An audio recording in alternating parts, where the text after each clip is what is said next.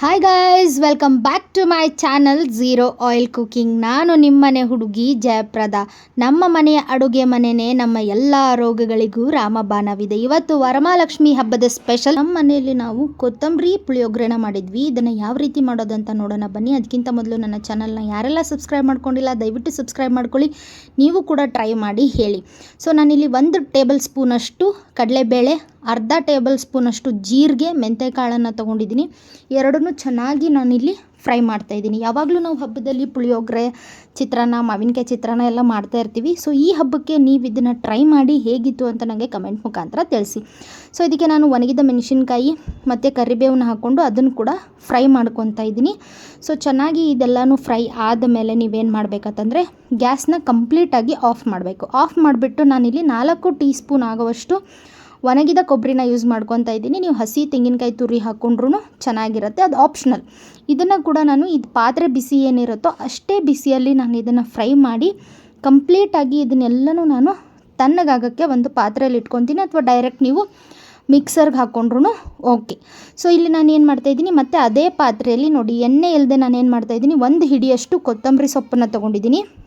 ಕೊತ್ತಂಬರಿ ಸೊಪ್ಪನ್ನ ನಾನಿಲ್ಲಿ ಚೆನ್ನಾಗಿ ಬಾಡಿಸ್ಕೊತಾ ಇದ್ದೀನಿ. ಸೊ ಇದಕ್ಕೆ ಎಣ್ಣೆ ಗಿಣ್ಣೆ ಏನೂ ಬೇಕಾಗಿಲ್ಲ. ಸೊ ಈ ಕೊತ್ತಂಬರಿ ಸೊಪ್ಪು ಜೊತೆ ನಾನು ಏನು ಮಾಡ್ತಾಯಿದ್ದೀನಿ ಅಂದರೆ ಒಂದು ನಿಂಬೆ ಹಣ್ಣಿನ ಗಾತ್ರದಷ್ಟು ಹುಣಸೆ ಹಣ್ಣನ್ನು ಕೂಡ ಹಾಕ್ಕೊತಾ ಇದ್ದೀನಿ. ಯಾಕಂದರೆ ನಾವಿಲ್ಲಿ ಪುಳಿಯೋಗರೆ ಮಾಡ್ತಾ ಇರೋದು ಅದರಿಂದ. ಸೊ ನೀವು ಬೇಡ ಅಂದರೆ ಅದನ್ನು ಸ್ಕಿಪ್ ಕೂಡ ಮಾಡ್ಬೋದು. ಸೊ ಇದೆರಡನ್ನೂ ನಾವು ಚೆನ್ನಾಗಿ ಬಾಡಿಸ್ಕೋಬೇಕಾಗತ್ತೆ. ಈ ಕೊತ್ತಂಬರಿ ಬಂದುಬಿಟ್ಟು ದೇಹಕ್ಕೆ ತುಂಬಾ ಒಳ್ಳೆಯದು. ಇದರಲ್ಲಿ ರಿಚ್ ಇನ್ ಆ್ಯಂಟಿ ಆಕ್ಸಿಡೆಂಟ್ ಇರುತ್ತೆ, ಮತ್ತು ಡೈಜೆಷನಿಗೆ ಇದು ಹೆಲ್ಪ್ ಮಾಡುತ್ತೆ, ಇನ್ಫ್ಲಮೇಷನ್ಸ್ನ ಕಡಿಮೆ ಮಾಡುತ್ತೆ, ಬ್ಲಡ್ ಶುಗರ್ ಲೆವೆಲ್ನ ಕಡಿಮೆ ಮಾಡುತ್ತೆ, ಲೋ ಕ್ಯಾಲರಿ ಇದೆ ಇದರಲ್ಲಿ. ಸೊ ಮತ್ತು ಮಿನರಲ್ಸ್ ಆ್ಯಂಡ್ ವಿಟಮಿನ್ಸ್ ಕೂಡ ಹೇರಳವಾಗಿದೆ. ಅಷ್ಟೇ ಅಲ್ಲದೆ ಇದು ನಮ್ಮ ಗಟ್ ಬ್ಯಾಕ್ಟೀರಿಯಾ ಕೂಡ ಹೆಲ್ಪ್ ಮಾಡುತ್ತೆ. ಸೊ ಇದೆಲ್ಲನೂ ಬಿಸಿ ಮಾಡ್ಕೊಂಡಿರೋದನ್ನ ನಾನು ಮಿಕ್ಸರ್ ಜಾರ್ಗೆ ಹಾಕ್ಕೊಂಡು ಚೆನ್ನಾಗಿ ರುಬ್ಕೊತಾ ಇದ್ದೀನಿ ಪೇಸ್ಟ್ಗೆ. ಸೊ ನಂತರ ಪುಳಿಯೋಗರೆ ಮಾಡೋಕ್ಕೆ ನಾನಿಲ್ಲಿ ಒಂದು ಪಾತ್ರೆನ ಬಿಸಿ ಮಾಡಿಕೊಂಡು ಅದಕ್ಕೆ ಒಗ್ಗರಣೆ ಐಟಮ್ಸ್ಗಳನ್ನ ಎಲ್ಲನೂ 1 ಟೀ ಸ್ಪೂನ್ ಅಷ್ಟು ತೊಗೊಂಡು ಚೆನ್ನಾಗಿ ಅವುಗಳನ್ನ ನಾನಿಲ್ಲಿ ಬಾಡಿಸ್ಕೊತಾ ಇದ್ದೀನಿ. ಸೊ ಇದೆಲ್ಲ ಚೆನ್ನಾಗಿ ಬಾಡಿದ್ಮೇಲೆ ಚಟಪಟ ಅಂದಮೇಲೆ ನಾನಿಲ್ಲಿ ಏನು ಮಾಡ್ತಾಯಿದ್ದೀನಿ, ಕರಿಬೇವನ್ನ ನಾನಿಲ್ಲಿ ಆ್ಯಡ್ ಮಾಡಿಕೊಂಡು ಒಣಮೆಣ್ಸಿನ್ಕಾಯಿನ ಹಾಕ್ಕೊತಾ ಇದ್ದೀನಿ. ನೀವು ಬೇಕಂದರೆ ಹಸಿ ಮೆಣಸಿನ್ಕಾಯಿನ ಹಾಕೋಬೋದು, ಅದು ಕೂಡ ನಿಮಗೆ ಆಪ್ಷನಲ್ಲು. ಸೊ ನಾನಿಲ್ಲಿ ಏನು ಮಾಡ್ತಾಯಿದ್ದೀನಿ ಅಪ್ಪ ಅಂತಂದರೆ ಸ್ಪ್ರಿಂಗ್ ಆನಿಯನ್ನ ನಾನಿಲ್ಲಿ ಯೂಸ್ ಮಾಡ್ತಾಯಿದ್ದೀನಿ. ಸ್ಪ್ರಿಂಗ್ ಆನಿಯನ್ ನೀವು ಹಬ್ಬಕ್ಕೆ ನೈವೇದ್ಯಕ್ಕೆ ಇಡೋರಿದ್ರೆ ಯೂಸ್ ಮಾಡೋಕ್ಕೆ ಹೋಗಬೇಡಿ. ಇಲ್ಲ ಪರವಾಗಿಲ್ಲ, ತಿನ್ನೋಕ್ಕೆ ಚೆನ್ನಾಗಿರುತ್ತೆ ಅಂದರೆ ನೀವು ಯೂಸ್ ಮಾಡಿ, ಬಿಕಾಸ್ ಇದು ಕೂಡ ಟೇಸ್ಟ್ನ ತುಂಬ ಚೆನ್ನಾಗಿದ್ದು ಮಾಡುತ್ತೆ. ನಾನಿಲ್ಲಿ ಆನಿಯನ್ನು ಬೆಳ್ಳುಳ್ಳಿ ಏನು ಯೂಸ್ ಮಾಡಿಲ್ಲ, ಅಂದರೆ ಈರುಳ್ಳಿ ಬೆಳ್ಳುಳ್ಳಿ ಏನು ಯೂಸ್ ಮಾಡಿಲ್ಲ, ಸ್ಪ್ರಿಂಗ್ ಆನಿಯನ್ ಮಾತ್ರ ಯೂಸ್ ಮಾಡಿರೋದು. ಆಮೇಲೆ ಇದಕ್ಕೆ ನಾನು ಆಲ್ರೆಡಿ ಹುರಿದಿಟ್ಕೊಂಡು ಸಿಪ್ಪೆ ಬಿಡಿಸಿರೋವಂಥ ಕಡಲೆ ಬೀಜನ ಕೂಡ ನಾನಿಲ್ಲಿ ಆ್ಯಡ್ ಮಾಡ್ಕೊತಾ ಇದ್ದೀನಿ. ಸೊ ಎಲ್ಲನೂ ಚೆನ್ನಾಗಿ ಫ್ರೈ ಮಾಡ್ಕೊತೀನಿ. ಫ್ರೈ ಇನ್ ದ ಸೆನ್ಸ್ ಬೇಯಿಸ್ಕೊತೀನಿ. ಇಲ್ಲಿ ಯಾವುದೇ ರೀತಿ ನಾನು ಎಣ್ಣೆ ಅಥವಾ ತುಪ್ಪ ಏನನ್ನೂ ಯೂಸ್ ಮಾಡಿಲ್ಲ. ಸಖತ್ ಟೇಸ್ಟಿಯಾಗಿರುತ್ತೆ. ನೀವು ನೈವೇದ್ಯಕ್ಕೆ ಏನಾದರೂ ಇಡ್ತೀನಿ ಅಂತ ಅಂದರೆ, ಅಥವಾ ಹಬ್ಬ ಇದೆ ಈರುಳ್ಳಿ ಯೂಸ್ ಮಾಡಲ್ಲ ಅಂದರೆ ಸ್ಪ್ರಿಂಗ್ ಆನಿಯನ್ ಮಾತ್ರ ಸ್ಕಿಪ್ ಮಾಡ್ಕೊಳ್ಳಿ. ಸೊ ಇದೆಲ್ಲ ಚೆನ್ನಾಗಿ ಬೆಂದ ಮೇಲೆ ನಾನು ಇಲ್ಲೇನು ಮಾಡ್ತಾಯಿದ್ದೀನಿ, ಅದು ಕೊತ್ತಂಬರಿ ಸೊಪ್ಪನ್ನ ಬೇಯಿಸ್ಕೊಂಡು ರುಬ್ಬಿಟ್ಕೊಂಡಿರುವಂಥ ಮಿಶ್ರಣ ಇದೆಯಲ್ಲ ಅದನ್ನು ನಾನು ಇಲ್ಲಿ ಹಾಕ್ಕೊಂಡು ಬಾಡಿಸ್ಕೊತಾ ಇದ್ದೀನಿ. ಸೊ ಇದು ಸ್ವಲ್ಪ ನೀರು ಬೇಕು, ತಳ ಹಿಡಿತಾ ಇದೆ ಅಂದರೆ ಸ್ವಲ್ಪ ಟೀ ಸ್ಪೂನ್ ಅಷ್ಟಷ್ಟು ನೀರನ್ನು ಹಾಕ್ಕೊತ ಬನ್ನಿ. 1 2ರಿಂದ 3 ಟೀ ಸ್ಪೂನ್ ಹಿಡಿಯುತ್ತೆ ಅಷ್ಟೇ. ಸೊ ಟೀ ಸ್ಪೂನ್ ಅಂದರೆ ಉಪ್ಪಿಟ್ಟು ತಿನ್ನೋ ಚಮಚ ಇರುತ್ತಲ್ಲ ಅದು. ಸೊ ನೋಡಿ ಈ ಥರ ಲಿಕ್ವಿಡ್ ಕನ್ಸಿಸ್ಟೆನ್ಸಿಗೆ ಬರುತ್ತೆ. ಸ್ವಲ್ಪ ಬೆಂದು ಹಸಿ ವಾಸನೆ ಹೋಗಲಿ. ಆಲ್ರೆಡಿ ನಾವು ಬೇಯಿಸ್ಕೊಂಡಿರ್ತೀವಿ, ಆದರೂ ಕೂಡ ಈ ನೀರು ಹಾಕಿರೋದ್ರಿಂದ ಸ್ವಲ್ಪ ಬೇಯಲಿ ಅಂತ ಹೇಳಿಬಿಟ್ಟು ಚೆನ್ನಾಗಿ ನಾನಿಲ್ಲಿ ಬೇಯಿಸ್ಕೊತಾ ಇದ್ದೀನಿ. ನೀವು ನೋಡ್ಬೋದು. ಸೊ ಇದೆಲ್ಲನೂ ನಮ್ಮ ದೇಹಕ್ಕೆ ಮೇನ್ ಏನಂದರೆ ಇದರಲ್ಲಿ ಕ್ಯಾಲರೀಸ್ ಕಮ್ಮಿ ಇರುತ್ತೆ, ಶುಗರ್ನ ಕಡಿಮೆ ಮಾಡುತ್ತೆ, ಮತ್ತು ಇದು ಡೈಜೆಷನಿಗೆ ಕೂಡ ಹೆಲ್ಪ್ ಆಗೋದ್ರಿಂದ ನಾವು ಎನಿಹೌ ಕೊತ್ತಂಬರಿ ಸೊಪ್ಪನ್ನ ಎಲ್ಲ ಅಡುಗೆಗಳಲ್ಲೂ ಯೂಸ್ ಮಾಡ್ತೀವಿ. ಬಟ್ ಸ್ಪೆಷಲಾಗಿ ಈ ಥರ ಇದ್ರದ್ದು ಕೊತ್ತಂಬರಿ ವಡ, ಪುಳಿಯೋಗರೆ, ಇದ್ರದ್ದು ಪಲಾವ್ ಮಾಡ್ಕೊಂಡು ತಿಂದಾಗ ಕೂಡ ಇನ್ನೂ ಟೇಸ್ಟ್ ಇರುತ್ತೆ. ನಾನು ನೆಕ್ಸ್ಟ್ ವೀಡಿಯೋದಲ್ಲಿ ನಿಮಗೆ ಕೊತ್ತಂಬರಿ ಸೊಪ್ಪಿನ ಪಲಾವ್ ಯಾವ ರೀತಿ ಮಾಡೋದಂತ ತೋರಿಸ್ತೀನಿ. ಸೊ ಇಲ್ಲಿ ನೋಡಿ, ನಾನು ಆಲ್ರೆಡಿ ರೆಡಿ ಮಾಡಿ ಇಟ್ಕೊಂಡಿರೋವಂಥ ರೈಸ್ನ ನಾನು ಏನು ಮಾಡ್ತಾಯಿದ್ದೀನಿ, ಇಲ್ಲಿ ಬಿಡಿ ಬಿಡಿ ಮಾಡಿಕೊಂಡು ಚೆನ್ನಾಗಿ ಆ್ಯಡ್ ಮಾಡ್ಕೊತಾ ಇದ್ದೀನಿ.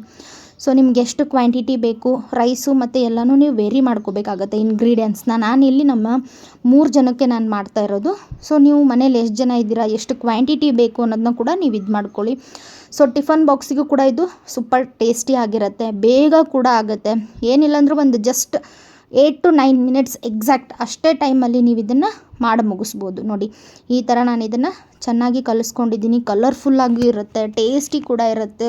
ಆಮೇಲೆ ದಿನ ಏನು ಮಾಡಲಿ ವೆರೈಟಿ ಅನ್ನೋ ಟೆನ್ಷನ್ ಇರೋಲ್ಲ. ಆಯಿಲ್ ಫ್ರೀ ಆಗಿದೆ, ಹೆಲ್ದಿ ಆಗಿದೆ, ಸಖತ್ ಟೇಸ್ಟಿ ಕೂಡ ಇರುತ್ತೆ. ನೀವು ಕೂಡ ಒಂದು ಸತಿ ಟ್ರೈ ಮಾಡಿ ಹೇಗಿತ್ತು ಅಂತ ನನಗೆ ಕಮೆಂಟ್ ಮುಖಾಂತರ ತಿಳಿಸಿ. ಮತ್ತು ಯಾರೆಲ್ಲ ಇನ್ನೂ ನನ್ನ ಚಾನಲ್ನ ಸಬ್ಸ್ಕ್ರೈಬ್ ಮಾಡ್ಕೊಂಡಿಲ್ಲ ದಯವಿಟ್ಟು ಸಬ್ಸ್ಕ್ರೈಬ್ ಮಾಡ್ಕೊಳ್ಳಿ. ನಿಮ್ಮ ಮನೆಯಲ್ಲಿ ನೀವು ವರಮಹಾಲಕ್ಷ್ಮಿ ಹಬ್ಬನ ಯಾವ ರೀತಿಯಾಗಿ ಆಚರಿಸಿದ್ರಿ ಅನ್ನೋದನ್ನ ಕೂಡ ನನಗೆ ಕಮೆಂಟ್ ಮುಖಾಂತರ ತಿಳಿಸಿ.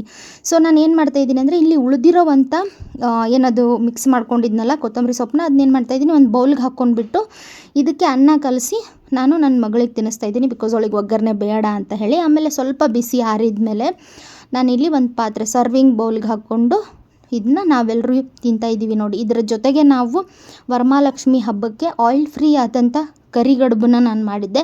ನಿಮಗೆ ಆಯಿಲ್ ಫ್ರೀ ಕರಿಗಡುಬು ಯಾವ ರೀತಿ ಮಾಡಬೇಕು ಅಂತ ಗೊತ್ತಾಗಬೇಕು ಅಂದರೆ ನನಗೆ ಕಮೆಂಟಲ್ಲಿ ಕೇಳಿ ರೆಸಿಪಿ ಅಂತ ಹೇಳಿ ನಾನು ನಿಮಗೆ ತಿಳಿಸ್ತೀನಿ. Thank you so much. Have a nice day. ನಾಳೆ ಮತ್ತೊಂದು ವಿಡಿಯೋ ಒಂದಿಗೆ ನಿಮ್ಮ ಭೇಟಿ. Love you all. Happy Varamahalakshmi. Bye.